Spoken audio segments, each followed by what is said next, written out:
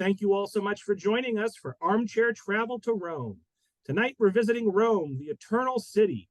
Italy's capital is a timeless marvel, bridging ancient and modern worlds. Its cobblestone streets conjure tales of emperors and gladiators, while the Colosseum, Forum, and Pantheon stand as symbols of its grandeur. Vatican City's spiritual aura, coupled with its vast collections of art, ensures Rome's place as a captivating blend of history and culture. So tonight's presentation is led by the traveling librarian, Jeff Klapes, who's the retired head of reference services at the Beebe Memorial Library in Wakefield. He's an avid traveler and photographer. I again want to thank the Friends of the Tewksbury Library for sponsoring, and for Chelmsford, Groton, and Groveland for their support. And all 230 of us who are watching live, and the many more that will watch the recording, let's give a big virtual round of applause to Jeff for joining us tonight. And Jeff, you can take it away. Thanks so much. That's quite an introduction, Robert. Thank you. And thank you, everyone, for joining. I'm going to share my screen and we'll get started right away. There we go. That should look okay. I love talking about Italy. And in fact, I just did a program recently for another library in the area on Sicily. And this trip to Rome that I took, I've been to Rome several times, actually. This particular trip to Rome was one that I took on the way to Sicily. We spent a couple of weeks driving around Sicily and had to go through Rome anyway, so why not stop there? We had some friends to visit, and I can never get enough of the city of Rome. Rome is one of those places that when I first started traveling when I was younger, I remember thinking, I want to go to exotic, interesting places and not the places that everybody goes to, like Rome and Paris and London and so forth. And then when I finally went there, I realized why everyone goes to places like Rome. It's fantastic. It's an unbelievable city, and I hope you'll see that tonight. This is kind of a random selection of things. I don't expect to show you all the highlights of Rome, but I want to give you a flavor of some of the kinds of things. Some of them are famous, some of them not so famous, just to give you a bit of a taste of what the city has to offer. You could definitely spend, oh God, at least 2 weeks in the city and still not see everything. But let's get started, and I will, as I usually do, just put it on the map for you, first of all, where you can see, again, we stopped in Rome, and then it's only an hour flight or so to Sicily, where we spent a couple of weeks. And I was recently in Naples. I have a separate program on Naples, which is also a fabulous city. And if you ever have the time when you're in Italy, the train from Rome to Naples is pretty fast, so you could split a trip between the two cities. According to myth, Rome was founded in 753 BC. I'm sure you remember a little bit of this from high school, by Romulus and Remus, who were twins who descended from Aeneas, the Trojan prince during the Trojan War, who left and worked his way west. When he got to Rome, a local king in the tribes that were already in that area tried to drown them, but they were supposedly rescued and suckled by a she-wolf. So you will see that symbolism in a lot of places in the city of Rome and in a lot of sculptures and so forth. Eventually, though, Romulus killed his brother, and it's from his name that the city takes its modern name. You can see in this picture, it's kind of hard to see the hills of Rome today. It's, of course, known as the City of Seven Hills, and you can see them in this rough sketch here that shows you approximately where they were located at the height of the empire. Now, in modern Rome, a lot of those hills are not quite so visible as you're walking around the city, except for a few. And of course, the modern city has spread far beyond the original Seven Hills. The modern city has huge suburbs and has more than 4 million people in the metro area, so it's quite a large place.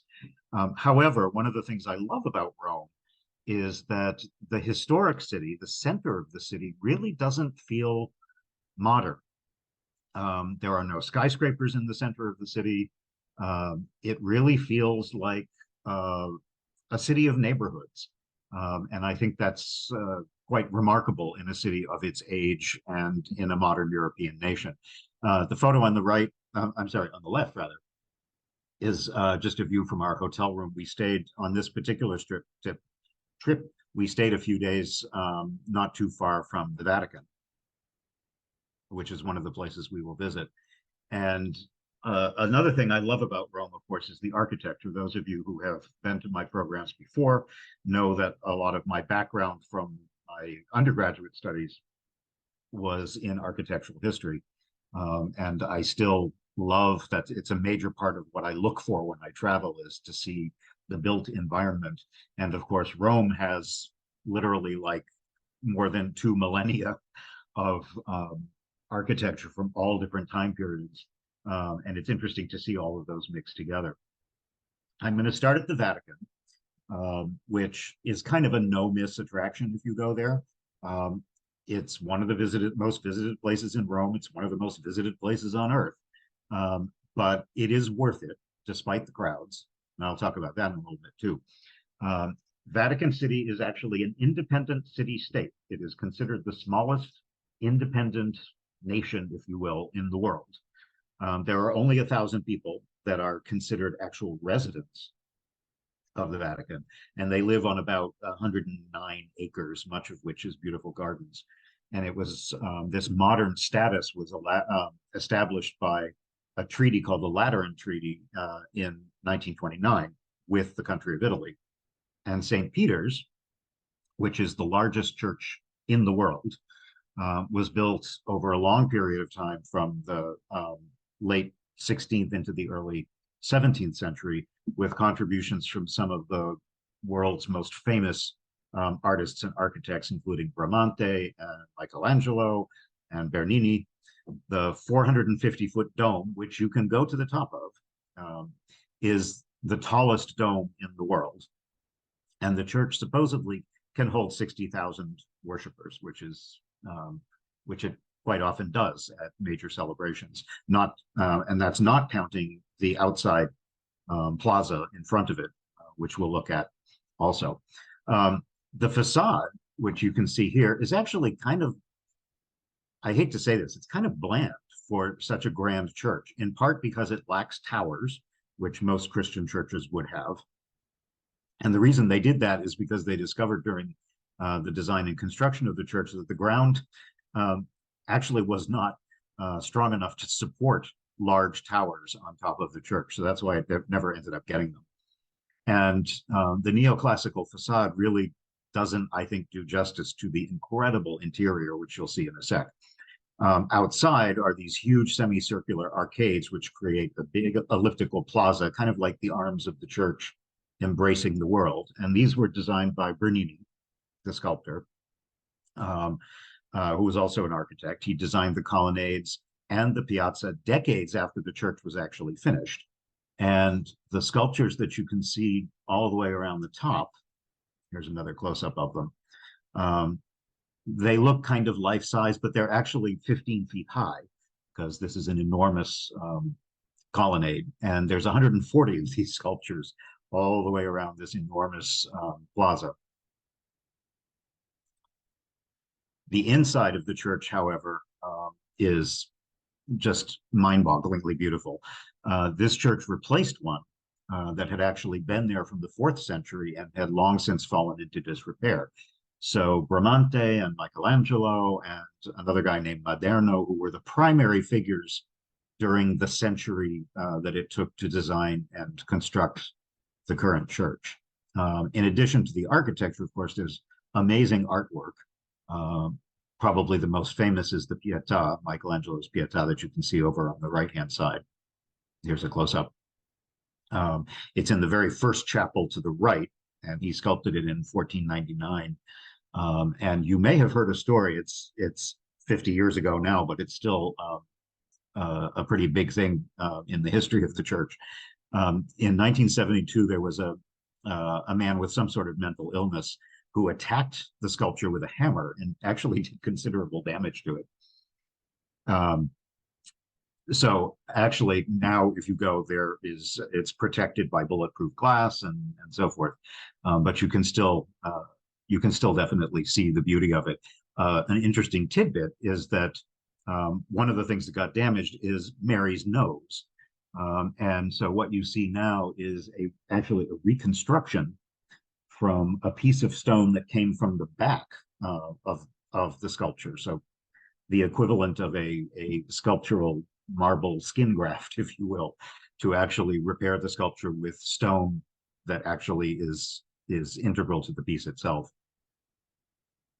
But every corner of the church has just incredible artwork. This kind of over-the-top thing on the left is a holy water font with gigantic cherubs, even bigger than the woman standing next to them. And there are numerous tombs of various famous individuals in church history in the many chapels along the side.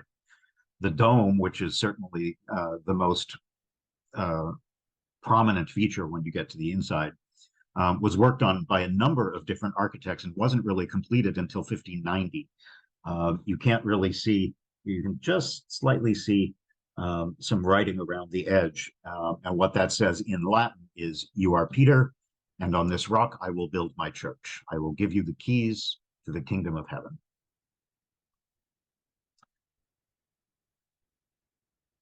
And much of the interior was done by Bernini, who was one of my favorite sculptors of all time. I'm going to show you some other works of his a little bit later in the program, including he also did this incredible bronze baldacchino. This is actually bronze, what you're looking at here, the dark sculptural thing. It's 95 feet tall and has these incredible twisty columns that hold the canopy over the altar, which is directly under the dome. And supposedly St. Peter's tomb is said to be below in the crypt, directly below the transept where the dome is. I noticed someone in the Q&A was just asking about the sculptures. Most of them are actually made of marble, and both inside and out. That was true of much of the churches and the artwork that was done during the Renaissance and the Baroque period in Italy. Here's a close-up. In the niches, when you get into the transept, which is square, and the baldacchino is in the middle, there are 4 huge piers, columns that hold up the dome.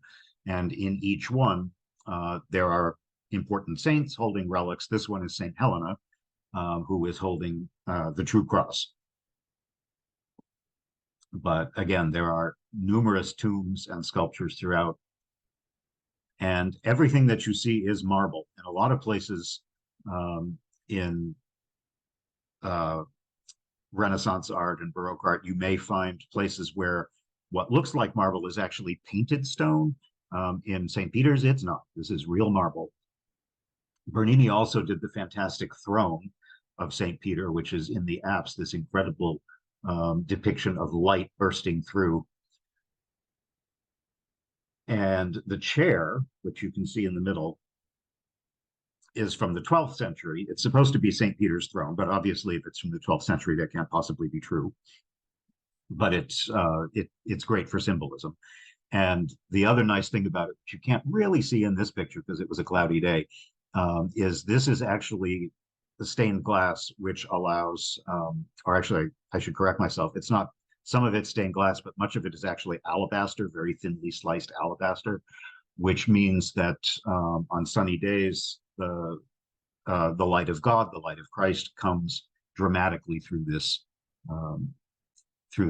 sculpture, which faces west. And here's looking up underneath the baldacchino, straight up into the dome.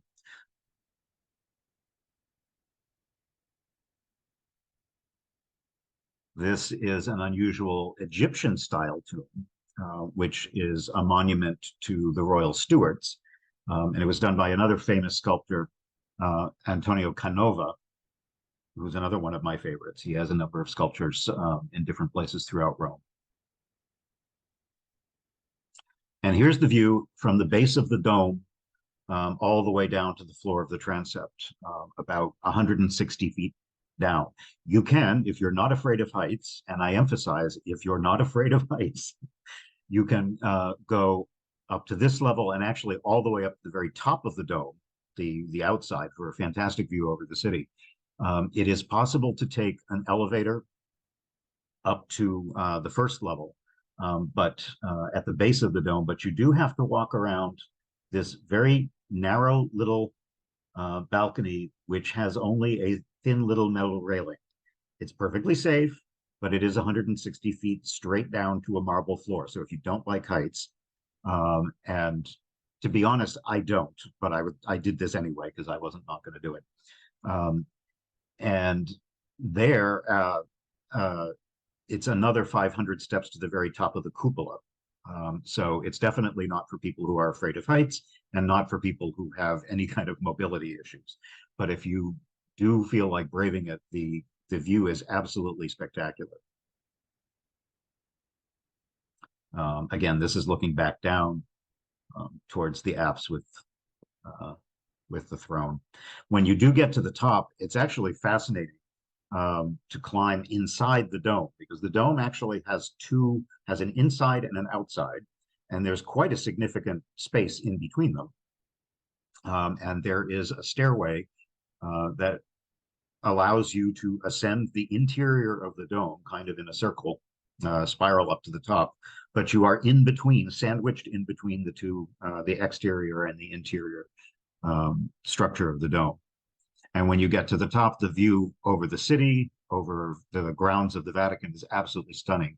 Even on a day like the day that we were there, which, as you can see, is rather gray, it's just fantastic. We are looking east, more or less east, across the huge piazza with the colonnades, Bernini's colonnades that I mentioned earlier, and all the way back down to Castel San Angelo and the Tiber River, which flows in this direction and kind of goes off down here. And this is looking back the other direction over Vatican City, where there are the big building that you can see on the right is the Vatican Museums, which we're going to visit shortly, along with a number of other official buildings. Someone in the chat is asking who are the residents of Vatican City, and the answer is basically they are all somehow connected with the church. There are no private citizens who live in the Vatican. They are clerics, they are bishops, they are the Pope when he's in town, obviously, and there are also workers, the Swiss Guard, a lot of that. But there are no, the Vatican doesn't, when we describe it as a city-state, it's not really, it's not like other small city-states like Luxembourg or Monaco or Liechtenstein and places like that, that actually do have private citizens who just live and work there. The Vatican is really a special kind of place that is uniquely part of the church and the administration of the church. Again, looking down in a slightly different direction over the museums, and I'm going to point out this building here because most people don't usually get to see it from this angle. This is the Sistine Chapel, which is one of the most popular things to visit if you go to the museums. You can wander all over the roof, and these giant sculptures here, which are about 20 feet high, depict Christ. We're in the back of them. These are looking out over the big piazza. Christ is in the center, and on either side are 11 of his apostles plus St. John the Baptist. There's someone missing, you might notice, and that's St. Peter. And that's because this is his church, so he's inside. He doesn't get stuck out on the roof with all the rest. But if you do go to the top of the dome, this is where you stand. This is a slightly sunnier day. And again, this is the exact same roof line, but from below. So these, what look like sort of human-sized figures, are actually probably 3 or 4 times life size. And these are the Tuscan columns, literally hundreds of columns that line Bernini's colonnade all the way around. I would be remiss if I didn't talk about food in any of my programs, and particularly in Rome. You have to take food breaks. This is little rolled eggplant antipastos, which with pistachios on top and fresh basil, which made a nice light lunch. And I just, one of the joys for me of walking around Rome is just seeing the incredibly beautiful architecture, much of which is very golden in color, ochre. It's very warm colors. And if you're lucky enough to have a sunny day, it lights up almost from inside all of the different eras of architecture with their very warm tones. But it's a monumental city. And so in addition to all the cute little neighborhoods, most of them are linked by huge boulevards and massive public works that were done over different time periods in its long history. This is the Piazza del Popolo, which is an enormous pedestrianized square with these two paired churches. And the road in between is the Via del Corso, which is one of Rome's biggest shopping streets. A very long, straight shopping street, part of which is pedestrianized. And when you get here, you end up in this enormous plaza, which is not terribly far from the Spanish Steps, between the Piazza di Spagna, which is at the base, and the Church of Trinità dei Monti at the top. It is so named because at one point, the Spanish embassy used to be here when Italy was controlled by the Bourbon dynasty. Now it's a very popular meeting place, although you may have been reading this year, Rome had, or Italy in general, much of the Mediterranean had incredible amounts of tourism this year. And it has caused a number of problems, partly just because of the crowds and partly people just not knowing how to behave. And so I believe, I forget exactly what the regulations are now on the Spanish Steps, but they no longer allow people to just kind of hang out because it was causing so many problems with tourists misbehaving and causing disturbances and trash and so forth. But it is a very dramatic place, as is the plaza below it.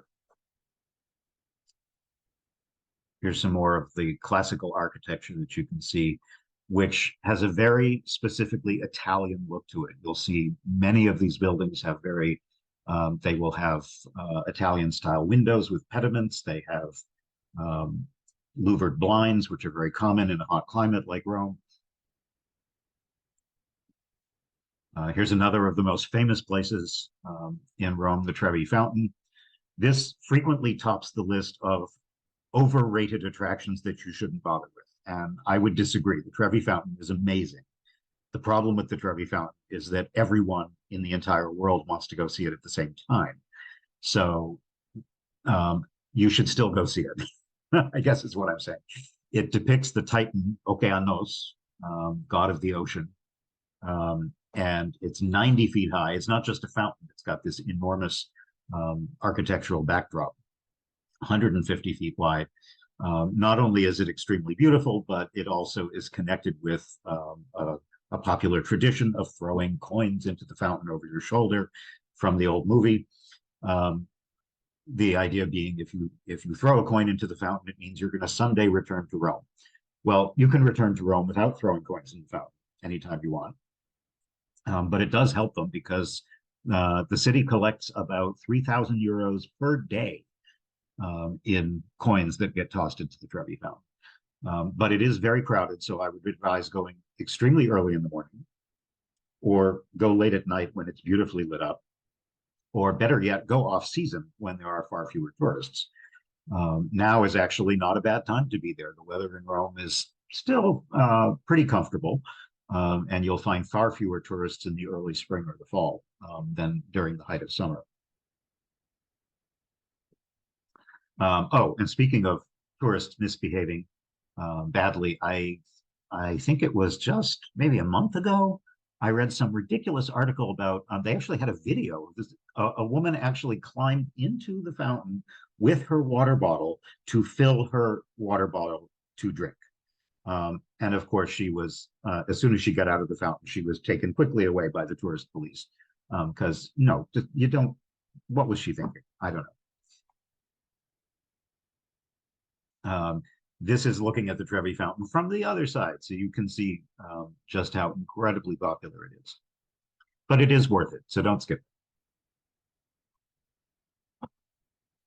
it. Something a lot of people don't visit, although you kind of can't help walking by it, is the National Monument to Victor Emmanuel II, which is actually a fairly recent monument. It was finished only about 100 years ago in the 1920s.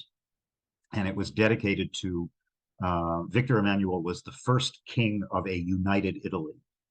So we're talking 1860-ish.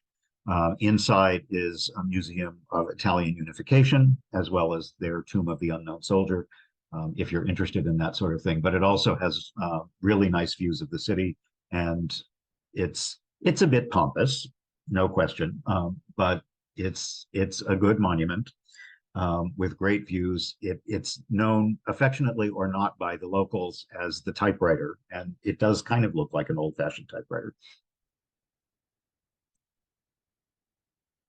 But you can go up to the top for a view if you want.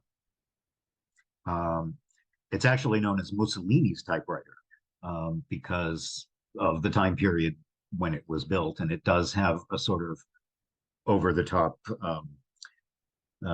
autocratic kind of feel to it as it tries to recall the glories of ancient Rome. Very close to this is another monument from much earlier. Let's go back a couple thousand years. This is Trajan's Column, which is 115 feet high, sorry. And it commemorates the Emperor Trajan's victory in the Dacian Wars, which took place in what is now modern-day Romania in Eastern Europe. And it was built in the 2nd century AD. There is a spiral staircase inside that lets you get to the top. And the frieze, which is actually a spiral, this tells the story in sculptural form of the entire history of the emperor's victory in these wars. If you unroll it, it's 600 feet long. And they have actually done this at the Museum of Roman Civilization, which is on the outskirts of the city, where a cast of this frieze is actually laid out horizontally. So you can actually see the entire thing at eye level and look at the entire sculpture. The column is immediately adjacent to Trajan's Forum, which was built about the same time. And really the last of the big imperial fora that were built during the Roman Empire. The domes in the back are not part of it. These are two very Baroque style churches that were built much later in the 18th century. And another place that I think you shouldn't miss is the Capitoline Hill, one of the 7 hills of Rome. This was completely redone. The top was chopped off and redesigned by Michelangelo in the 1500s, and now is a complex of very well-known museums that form sort of a complex around a monumental stairway and a plaza, where here you can see one of a statue depicting that founding myth of Romulus and Remus that I talked about. And right behind this is the Roman Forum. This is one of several fora in Rome from different time periods, but this is certainly the biggest and by far the most famous. You could easily spend a whole day wandering around the Forum. Here's the Temple of Antoninus and Faustina, which was built in the 2nd century AD. He built it for his deceased wife, but it was then later named for both of them after they both died.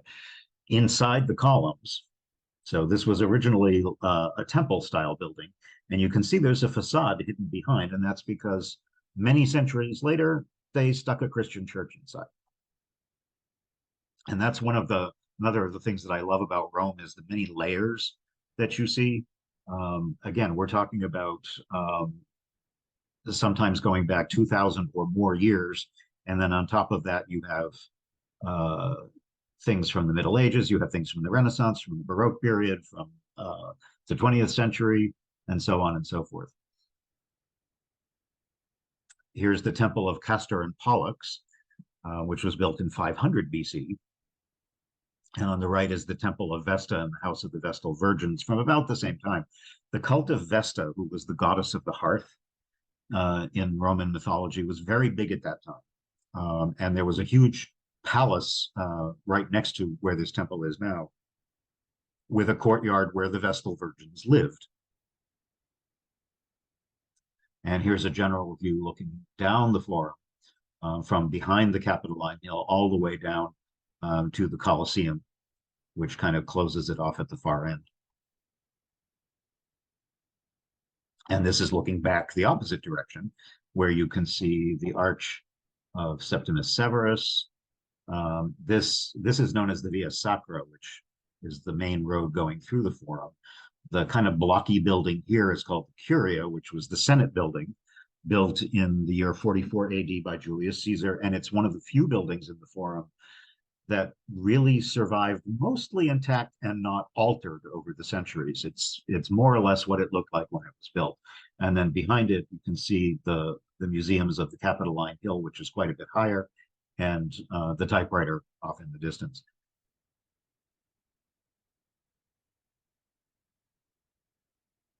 And this is a view. If you get back on the hill, you can look all the way back and see St. Peter's, which is quite a distance away, but is visible from almost anywhere in the city.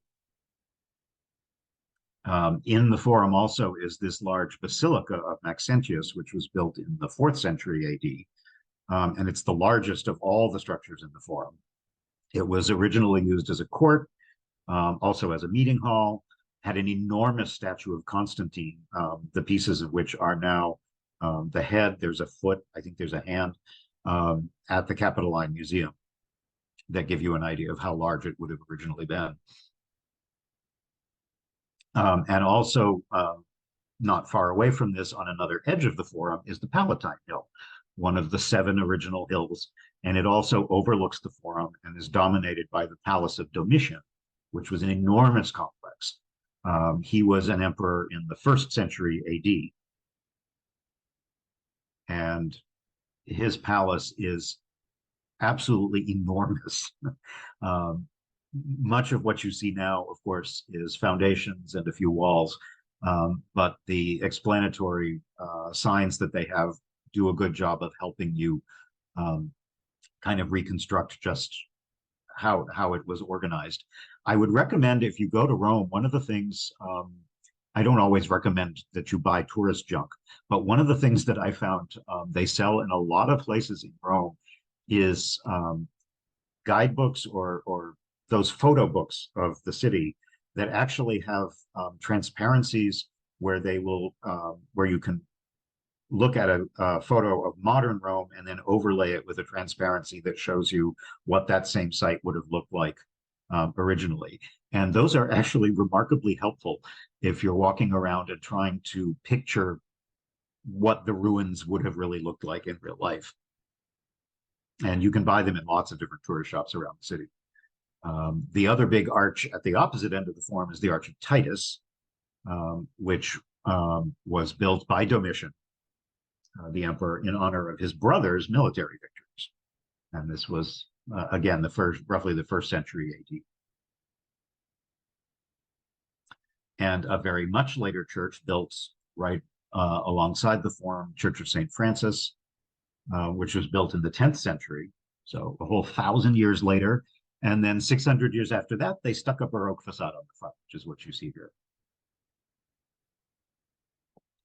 The Colosseum, which was built in the 1st century, is the largest ever constructed. And it was built under Titus and Vespasian. Supposedly, it could hold about 80,000 spectators, and it's 160 feet high and about, it's an oval, it's not round, so it's about maybe 600 feet long and 500 feet wide. You can visit the interior on tours. Don't do what another of the stupid tourists did this summer. I think he was British. You probably heard the stories about the guy who actually carved his and his girlfriend's initials into the wall of the Colosseum. I mean, who knows what this man was thinking? He said he didn't know it was old. and that it wouldn't be a problem. But anyway, he got, I think it was a pretty hefty fine of something like 5,000 euros. So again, don't do that when you go to Rome. Here's just wandering the city. There are actual stores for priests where you can buy, if you happen to be a priest in Rome, there's all kinds of accoutrements that you will need, and you have to go someplace to get them. One of the oldest and most famous buildings in Rome is the Pantheon. And I should emphasize, a lot of people confuse this with the Parthenon, which is in Athens. They are two totally different buildings, and built several hundred years apart. The Pantheon, which is actually from a Greek word meaning all the gods, Pantheon, was built by Emperor Hadrian and Emperor Trajan in the early 2nd century BC. The inscription across the top refers to Agrippa, who built the previous building, which burned and was destroyed except for the facade, which is what you can see here. They have started now. You used to be able to just walk into the Pantheon, and as of this summer, because of the high numbers of tourists, you now have to actually pay to get in, and there's a line. But that may actually make it a little bit less chaotic once you get inside. It is very famous for the oculus, which is open to the sky. This enormous hole in the dome is not glass. This is actually open. When it rains inside.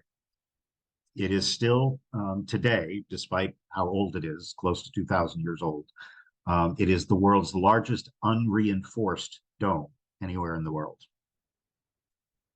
And this gives you an idea of the design of the building, because a perfect sphere would fit inside the building. It was designed that way. And that sphere would be 142 feet in diameter. And the oculus, which is the hole up at the top, is about 30 feet across. It was converted into a Catholic church in the 7th century, so now you will see a number of tombs of various famous people, including Victor Emmanuel, who is here. If you've been to Paris, you may know there is also a Pantheon in Paris, which was built much later, but is a similar concept. It's an enormous monument with a huge dome, designed to be the resting place of the country's greatest honored people. And this Pantheon here in Rome is the same idea. This is Piazza Navona, which is a long, skinny plaza, because it was originally Emperor Domitian's stadium. So that's why it's a long, skinny thing with kind of semicircles at either end. And now it's completely pedestrianized, full of beautiful cafes, and there's a number of important sculptures and gorgeous Baroque churches along the sides. Here's one of the sculptures. This is one by Bernini. We'll see a lot of Bernini as we go on. This one was constructed in 1650, and it is known as the Fountain of the Four Rivers, representing the different rivers of the ancient world. And this is another of the major churches, St. Agnes, from the 17th century.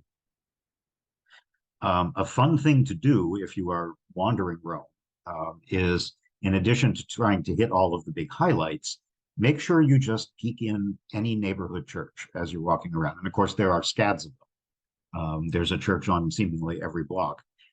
And you would be amazed that you can go into the tiniest little church and stumble upon an incredibly important artwork that's just hidden in a neighborhood Catholic church.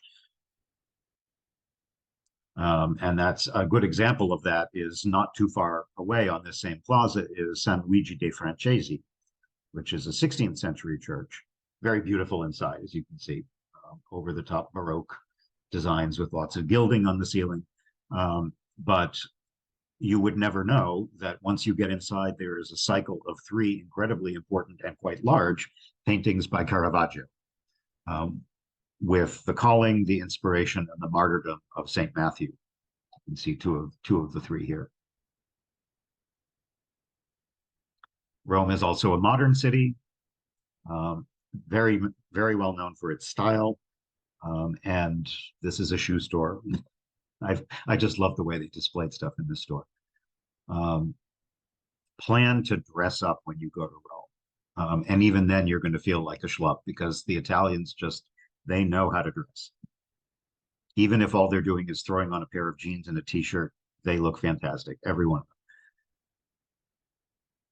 them. This is the sun setting over the Tiber. We're looking west towards the Vatican.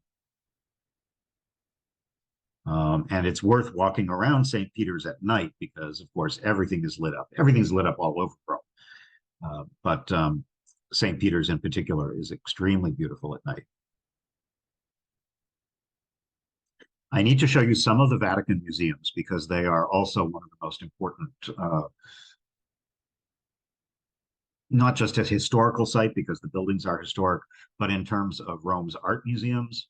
And in fact, in terms of the world's art museums, the Vatican has one of the most spectacular collections anywhere on the planet. And you could easily spend 2 full days just going through these museums. The problem I have with them, and if you've been, you probably encountered this yourselves, is massive crowds.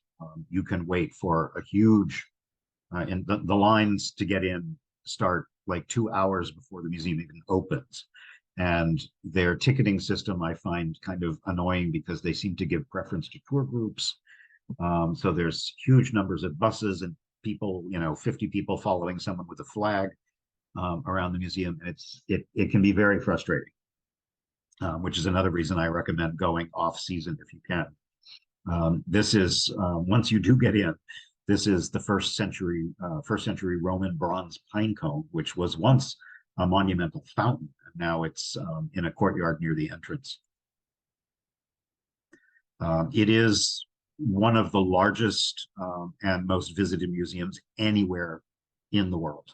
The collections were started in the early 16th century by the popes, who certainly had the power and the money to collect incredible artworks from around the world, particularly from Europe. There's very important ancient sculptures. It's known particularly for its ancient Roman sculptures and Greek copies, as well as Renaissance works, manuscripts, and the highlight, of course, is the Sistine Chapel. One of the most famous in the entire building is Laocoon and his sons, which is actually the very first item that established the museum in the 1500s. This is actually probably a copy of an earlier work, but even so, it's an incredible tour de force of marble. Laocoon was a Trojan priest. This is going way back to the Trojan War. He was a Trojan priest in the city of Troy, and when the Greeks came with the Trojan horse, he was very suspicious, and he warned them that they should set it on fire because he thought it was a trick. This did not sit well with Athena, the goddess, who was actually, of course, all the gods had taken sides in the Trojan War, and Athena was on the side of the Greeks. Because of that, she punished him along with his sons by sending a serpent to attack them and drag them into the sea and drown them. There are other versions of the story that say it was Poseidon or Apollo who did it, but that's the way mythology goes. In any case, the sculpture is absolutely spectacular when you think that this is stone. Apoxiomenos, which is another Roman copy of a Greek original, shows a Greek athlete scraping himself clean. If you remember from your ancient history classes, Greek athletes tended to oil themselves up with olive oil. And once they were done, they had special little blades that they used to scrape the oil off. And that's what, if he had all of his arms, it would be clearer that that's what he's doing here. And there's just an incredible collection of artworks from all kinds of different eras. This is Artemis of Ephesus, a fertility goddess from Ephesus, which is now in Turkey. And an entire colonnade full of famous heads. and not so famous heads. The architecture in the building is, in and of itself, is spectacular. And there are numerous galleries where the history of Italy and different battles line a corridor that I think must be a good 300 feet long. Another of the most famous sculptures is the Apollo Belvedere, which is another Roman copy of a Greek original.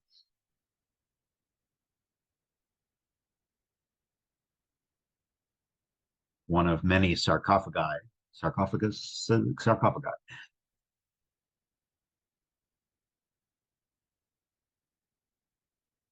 This is that map gallery that I was talking about, commissioned by Pope Gregory VIII in the late 16th century. And so each of the frescoes that you can see in the little panels along the side shows a different part of Italy in extreme detail. And every corner of the museum is elaborately decorated. One of their most famous frescoes in another part, as you get closer to the Sistine Chapel, this is the School of Athens by Raphael, which was done in 1510. There's a whole series of rooms that were painted by him that depicts major Greek philosophers and other mythological topics. There's a self-portrait of Raphael himself. You can't actually see it in this picture, way down in the far right corner.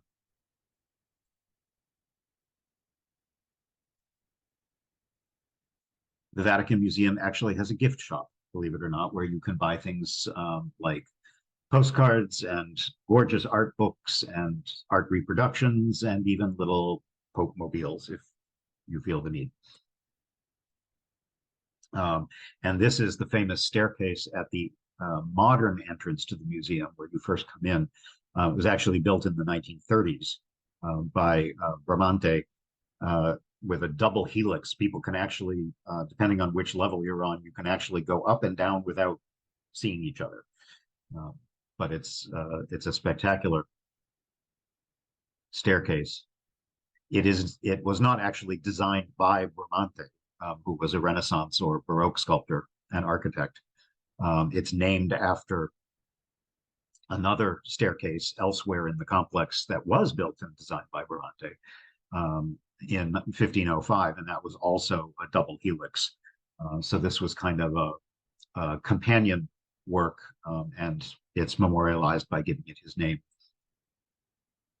When you finally get into the Sistine Chapel, that's not 16, it's Sistine, and it's named for Pope Sixtus IV. In the late 1400s, he oversaw the renovation of this chapel, and he brought in famous painters of the time like Botticelli and Ghirlandaio to do some works on the walls. And then in the 1500s, a little bit later, under a different Pope, Julius II, is when Michelangelo came in and completed the ceiling. He returned maybe 20 years later or so to paint the monumental Last Judgment that's on the back wall. Here you can see the very famous creation of Adam. They did a somewhat controversial restoration, which was completed about 20 years ago. And it's worth it to look at some art history books to see the difference between the damage that centuries of candle smoke and other kinds of pollutants had done to the texture of the fresco. Fresco is, of course, incredibly difficult to restore because it's not painted on top of a surface like an oil painting would be. It is actually painted on wet plaster. So when it dries, the pigment actually becomes part of the wall. So it's a much more difficult prospect to try and restore and clean it. But you don't have to think about any of that because you can just go out for lunch and have something, a selection of antipasti like this and a good glass of Italian wine. Another church that is very important, but not that many people go to it because it's kind of off to the side. There are 4 major papal basilicas. One is obviously St. Peter's. There's another one called St. Paul's outside the walls, Santa Maria Maggiore, which is also quite beautiful, and then this fourth one, St. John Lateran, which is another church that goes back to the 4th century. It was, in fact, the first church in Rome, in the city of Rome. But the current building that you see now is mostly from the 18th century. And although it is in Rome, it's actually on the east side of the Tiber, way over on the east side of the city. It is technically sovereign territory that belongs to the Vatican. So in addition to the however many acres I said there were in Vatican City, technically this is their property as well, as are the other basilicas too. Most of the current building that you see now, which is kind of austere and very Renaissance in style, is the result of work by Borromini. The big bronze doors here are the original doors from the Curia. If you remember back to when we were looking at the ruins in the Forum, and I mentioned that there was that Senate building that had remained mostly intact. These are actually the doors from that original building, and they were moved later to be the doors to this church. And it also, of course, is very beautiful inside, but much more Renaissance in style than some of the other things we've seen. A number of apostles line the walls. And unusually, there's this Gothic style baldacchino, which rises over the altar, which supposedly contains the lore is that it contains the heads of St. Peter and Paul. That's probably not true. But again, it attracts plenty of pilgrims to the church.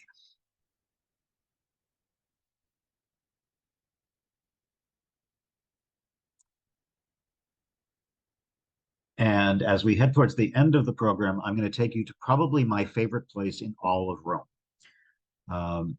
It's very well known, but it's kind of lower down on the tier of things that people go to see.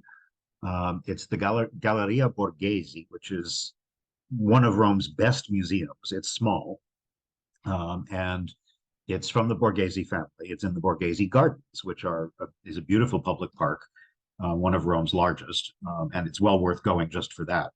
They have an amazing collection of art that the Borghese family collected over many years. And it is their palace, a country villa, which at the time it was built was actually kind of on the edge of the city. Now it's surrounded by suburbs and the park and so forth. Borghese was a cardinal, and so obviously very wealthy, very powerful. And he built this palace, this villa in the early 1600s and filled it with the most unbelievable collection of art. This is a little casino outbuilding, which was used as an aviary. They raised birds for the villa's kitchens. But now you can tour the villa to see the incredibly beautifully decorated interior, even without the art collection. It's an amazing building. There are about 20 rooms. And many of the pieces of art that you see were actually designed for the spaces inside the building. But it's the collection that is the big draw. And for me, the reason it's one of my most favorite places is that there's an incredible collection of Bernini sculptures. Some of his most famous works are here. These are actually not his. This is Antonio Canova again. Remember, we saw one of his tombs in the Vatican in St. Peter's. He was a major sculptor much later in the late 18th, early 19th century. And this is Pauline Bonaparte, who was Napoleon Bonaparte's sister. Here she is reclining on a recamier. But it's Bernini who was really the star in this museum. He was only in his early 20s when he was commissioned to do a number of works for the Borghese family in the early 1600s. And this is his David, as in David and Goliath. So he did this in 1623. It is life-size, or even slightly larger than life-size. And you simply can't get a real a sense of the movement from a still photograph. But if you walk around the sculpture, the sense of twisting, of torsion and movement as David is about to release the slingshot to kill Goliath is just the detail is just incredible. Even more impressive is his sculpture of Apollo and Daphne. This is absolutely a tour de force in stone. I emphasize again, what you're looking at is marble. This depicts the god Apollo pursuing Daphne because Eros shot him with his arrow, so he fell deeply in love with Daphne. And she prayed, she did not want this, so she prayed to her god, her father, who was a river god, and he turned her into a laurel tree.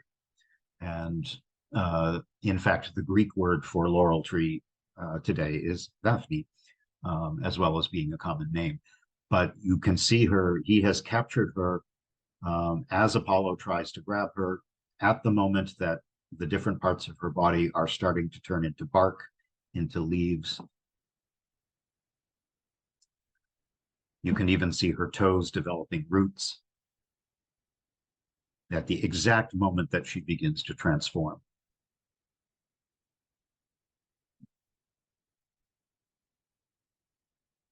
All from marble. And probably the most famous work of Bernini anywhere is also housed in this gallery. This is the Rape of Proserpina by Pluto. In the Greek version, it's Hades and Persephone. The Roman gods more or less paralleled the Greek gods with different names. So she was the daughter of Zeus and Demeter. And when Pluto or Hades opened up the ground, he fell in love with her, opened up the ground. His chariot kidnapped her and took her back to the underworld as his bride. Demeter, her mother, was of course distraught and spent the entire year searching for her. And that's when it's essentially the myth that the ancient Greeks used to explain the seasons.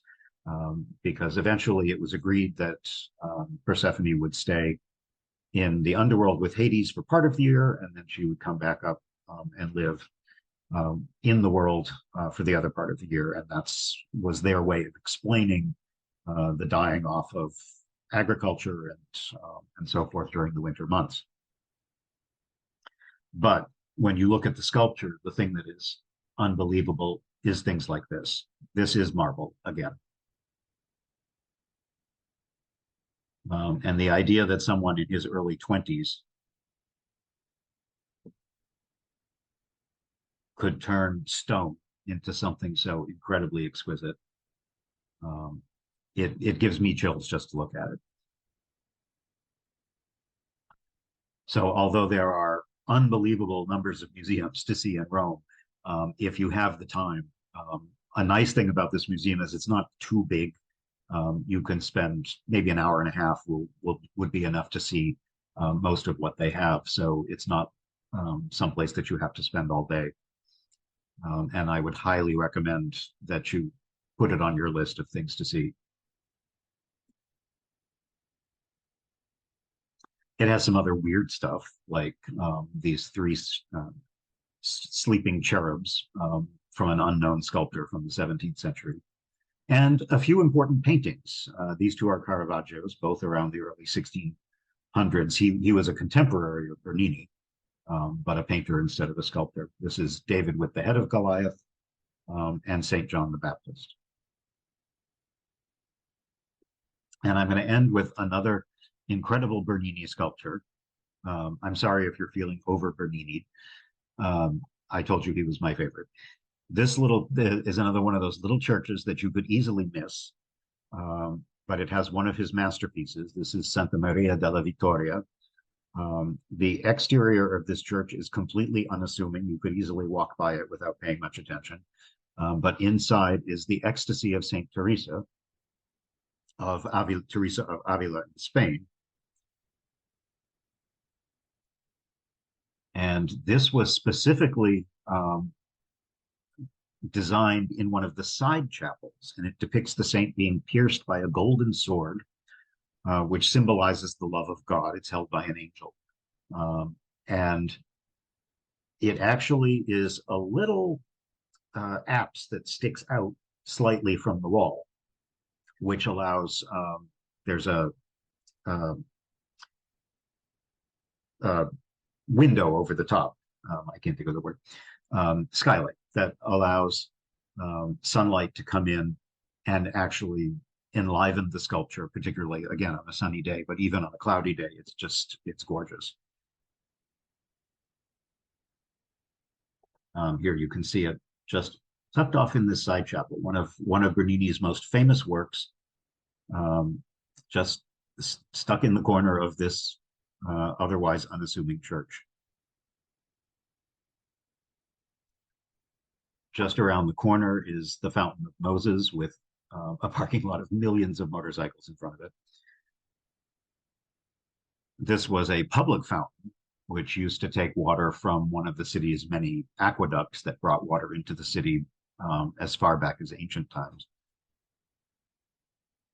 And, oh, I forgot, I am going to take you to one last church. This is Santa Maria Maggiore. Remember I told you there were 4 of the papal churches. This is another one of them, which was started in the 5th century, but is obviously much later. You can see from what you're looking at. And it's kind of weird because it's the facade is stuck in between these buildings that look like they could be hotels, or these were actually church offices for the sacristy and the bishops and so forth. It has the highest bell tower in Rome, although the style is completely incongruous with the rest of the church. But what makes this church a little bit different from the other ones that we've seen is it's full of mosaics, very early ones, mostly showing Old Testament scenes. So rather than frescoes and paintings from later time periods, there's some beautiful mosaics, and the ceiling is completely covered with gold.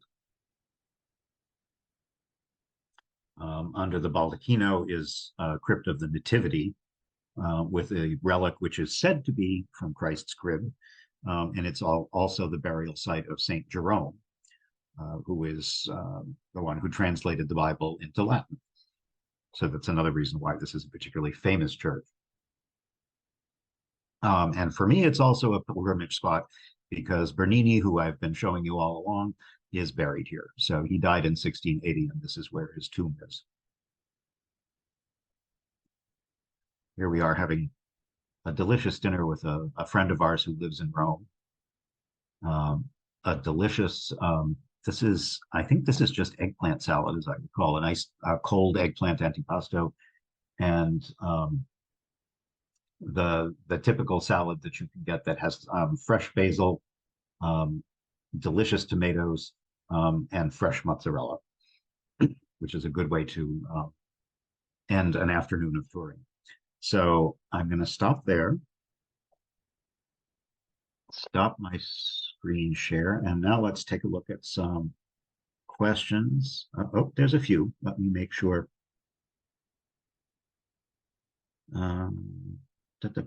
Okay.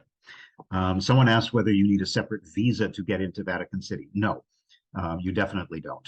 As much as Vatican City is technically a separate nation, in fact, most of the little micro countries in Europe, like Liechtenstein, Andorra, Luxembourg, San Marino, most of them do not, because they're part of they're stuck inside another European nation, and because they usually depend on tourism, it's incredibly easy to cross the border. There are no special requirements. In fact, walking into the Vatican is just like any other neighborhood in Rome. One thing that used to be popular, and I don't think they do it anymore, although I'm not positive of this, is you used to be able to go to the Vatican post office and get your passport stamped. And you could buy if you're into this sort of thing, you can buy stamps from the Vatican post office and send things through their server with special stamps. But no, other than that, you can freely walk in and out of the Vatican as if it were any other place in Rome. Someone asked, who is the sculptor of the Trevi Fountain? And I just realized I don't remember. So let me look it up quickly because that seems like something I should know off the top of my head. Um, it was designed by Nicola Salvi and Giuseppe Panini, like the sandwich. So probably not anybody you've heard of. What's the average entry cost to the museums? And well, a nice thing about Rome is actually many of the most important places to visit are not museums; they're churches. So you just walk in for free. Um, the actual museums, like the Capitoline museums, the Vatican museums, and so forth, have increasing prices, but they are worth it. I mean, I can imagine you're talking probably 20 euros to get into some of the medium-sized or larger museums. I would recommend looking into the kinds of museum passes that you can get that allow you to get into multiple ones. It really depends. Those packages can vary significantly depending on which museums they cover and which ones you are personally interested in. So don't just buy one assuming it's going to be a good deal because it won't be if there's only one museum on it that you actually care about. But it's worth looking into those to see if there is some way that you can get a discount by visiting a number of different places. Was a column from Egypt put in the Vatican Square? Yes, I believe that's true. There's a number of columns or obelisks from Egypt that have ended up in various places, like Istanbul and France, Paris, and other places. Is there a time, very early or late, lunch or dinner times that tend to have the smallest crowds for museums and famous sites? I don't think that there's any particular time of day. Rome is really, really touristed. There's just no way around that. So I think if you want to try to avoid crowds, the best thing to do is actually go at a different time of year. Rome is far enough south that it wouldn't necessarily be hot summer weather. But I've been in Rome in February. I've been in Rome in October, and it's perfectly comfortable for walking around. If you're not interested in going to the beach and getting a suntan, if you want to see the city, those are perfectly good times to go. The weather might not be hot, but it'll be okay, and you will have far fewer crowds than you will. Don't go in July or August. Just don't. It's you and everybody else on the planet will be there at the same time. It's just a bad idea. It's also much more expensive in the summer. It's much harder to get reservations for things. And it's just not pleasant to be in enormous crowds of people fighting to see the same things. So I would recommend like March, April, early May, September, October, even into November would be a much better time to go. Is Rome very expensive? Yeah, yes and no. You can find relatively inexpensive hotels and guest houses.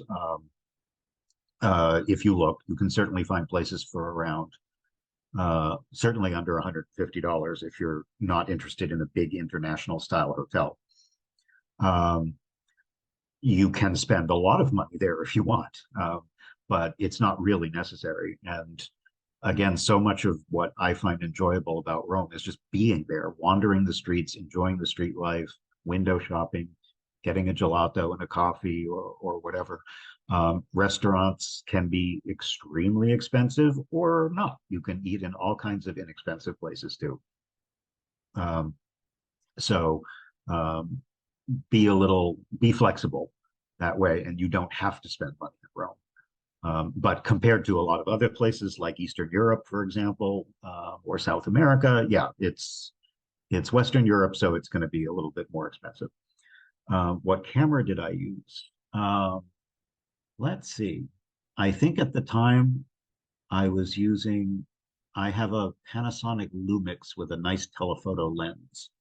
I think that's what most of my photos were. Although recently I've been taking more and more photos. I still take a camera when I travel because sometimes you just need a camera with the bells and whistles. But smartphone cameras are improving so much that I have found that I can take pretty good photos with my smartphone. But most the photos in this particular presentation were taken with a Panasonic, an SLR. Da, da, da. What is in my background picture? Oh, you mean in Zoom? That is, we have a house in Greece, and this is the area where we stay when we're in Greece 3 or 4 times a year. And this particular picture is taken from the terrace of the restaurant of a friend of ours, which has delicious food and a glorious view of the sunset. How did I get interested in traveling? Yes, art history was my major in college. So that's why I tend to, and in fact, my focus was architectural history. So that's why I tend to see the world through those eyes a lot when I'm traveling. Where and how to find the Appian Way? You can easily get to the Appian Way by bus. Both, you can see aqueducts pretty close to the city. And I want to say the easiest way to get to the Appian Way is to take a local bus, which takes maybe 20 minutes. You could pay for a tour if you want, but you really don't need to because it's so close. Take one of the city buses. A little south of the city, there's a beautiful stretch of the original Appian Way around where the catacombs of Saint Cecilia are, which are also well worth visiting. They're a little on the outskirts of the city, but they're not that far away. And that's the easiest way to see the Appian Way. Do people smoke? Much less than they used to. Surprisingly, Southern Europe, Italy, even Greece, believe it or not, the rates of smoking have dropped significantly over the last 10 years or so. Indoors, smoking is not allowed. You will find if you're outside in outdoor cafes, you will find cigarette smoke. But my impression is it's nowhere near as bad as it used to be, even outdoors. Is pollution a serious problem for the ancient buildings? Yes. It must cost a fortune to keep the paintings. Yes. And take an army of people to maintain them. Yes. How do they fund this never-ending task? I don't know the complete answer to that question, but some of it is tourism dollars, some of it is the cultural ministry, and some of it is stuff doesn't get done. There are the big, well-known monuments get a lot of attention, of course, but there are literally thousands of churches across Italy that could probably benefit from a lot of restoration. So it's a perennial problem, and I don't know how they're ever gonna be able to keep up with it. Can you do an armchair travel to Greece? Yes, I have many armchair trips to Greece, and I don't have any particular ones coming up soon, but if Robert or any of the other libraries that I do programs for want to do one, I'm happy to. Were the ancient buildings painted in colors in ancient times? In Rome, no. In Greece, yes. And it's kind of funny because we tend to think of ancient Greek architecture as this pristine, beautiful white that symbolizes democracy to us. We built all our buildings to look the same out of white marble and so forth. But the originals, yes, they were elaborately painted. But don't forget, Rome is several centuries later, and many of the buildings we saw tonight are even later. They were built in the Renaissance. They were built in the Baroque period. So although they were emulating the style of ancient Greek architecture, they did not have the color that the ancient Greek ones did. And that is quite likely because by the time they were looking at those buildings, it had long since disappeared. So people didn't really realize until the last century or so that many of the ancient monuments actually were brilliantly colored. It was assumed they were white because that's what the ruins looked like. Are the streets full of families late into the evening? Yeah, well, it depends on the time of year. But yeah, Rome has an amazing street life. There are kids playing ball and couples strolling and families. Yeah, it's a very safe city to walk around as long as you take sensible precautions about your belongings and stuff. It's definitely not a place where you have to worry about violent crime against tourists. Just watch your wallet and your camera and things like that if you're in a crowd. But other than that, it's got really enjoyable street life but at all hours of the day. It's a big city, and the Italians eat late, so they are often very out very late. I do have a program on Paris. Yes, I do have a program on Paris. So again, if a library wants me to do it, and will I be doing this program again soon? Only if some library asks me to. Fortunately, Robert is recording this, so if you know someone who wanted to attend tonight and can't, you could certainly pass on the recording. Feel free to share that. Do I know when stained glass windows came into use in Italy? Blah, blah, blah, blah. I don't know the answer to that question. I could probably do some digging and find out for you, but that is not something I could answer off the top of my head tonight. But feel free to email me. Robert's going to send the send the recording out to anyone who signed up for the program, and he can include my email address as well. So if there's any questions that didn't get answered, or if you think of anything else, do feel free to email me and I'll do my best to answer them. So Jeff, the minute I popped up on screen, a couple more questions dropped in. But so folks, let me say this. We just hosted Jeff in June for one of his Greece programs on Macedonia, but we'll certainly be hosting Jeff again, whether it's Greece or Paris or something else. I promise. We'll probably get Jeff back as early as January. So keep your eyes open for that. Speaking of Paris, though, we do have an armchair travel presentation in 4 weeks on Wednesday, December 6th. I guess that's 5 weeks. On Wednesday, December 6th, we're going to Southwest France. So not quite Paris, but we're going to Southwest France.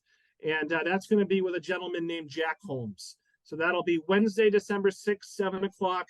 Information about that will be in the email tomorrow as well. I promise, as long as he's not traveling, I will book Jeff for January. And Jeff, did you want to answer those 3 last questions very quickly?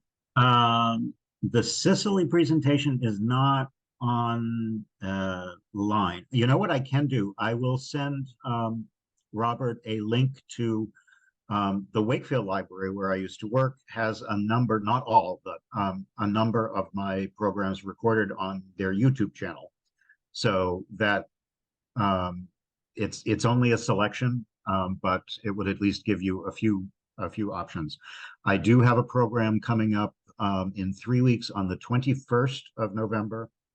I will be doing a program on Oman, which is one of the lesser visited places. It's I love that program. It's a really interesting place in the southern part of the Arabian Peninsula. And the only problem with that is it's an in-person program. So it's not on Zoom. It's going to be at the Winchester Senior Center.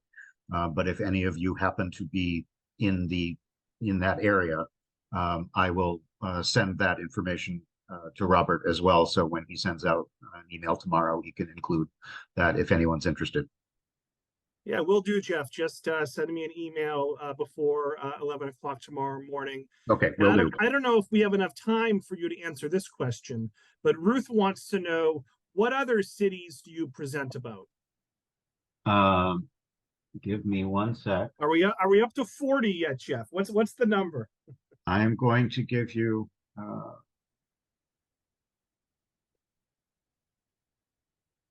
By the way, Madeline in the chat says, Jeff, I went to a number of your French language club meetings back a few years ago at the Beebe.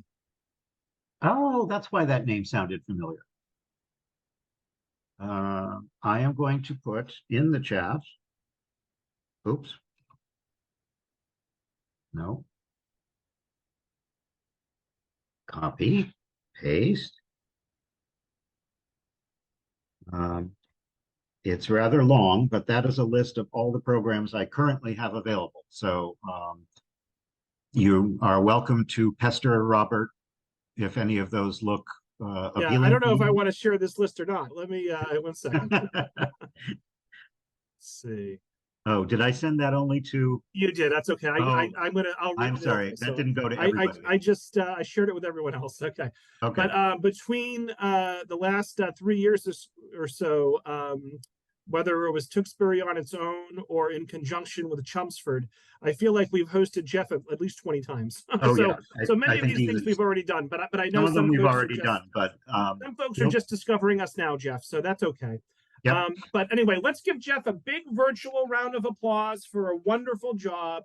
He always does such a thorough job. I truly appreciate it. He's great with the Q&A.